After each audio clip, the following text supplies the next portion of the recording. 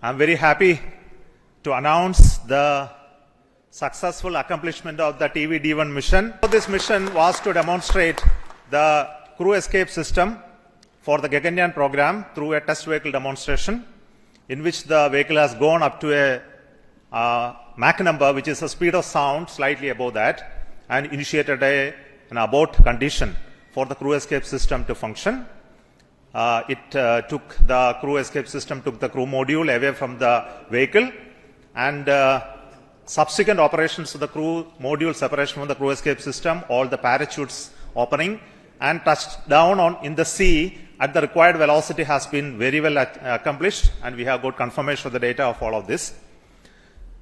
And we will be further doing the approach recovery operations of the crew module to be collected from the sea, brought to the port by the ships. That activity will continue to happen.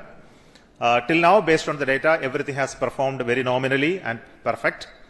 I will also like to tell the reason for why we had a hold. We initially wanted the launch to happen at 8 o'clock in the morning, but there was some weather-related issues. We have rescheduled the launch to 8:45 a.m. But after going through the nominal liftoff process, there was a hold issued by the ground computer, which is called the automatic launch sequence computer, which detected a sort of a non-conformance for allowing the engine to continue the thrusting to further go.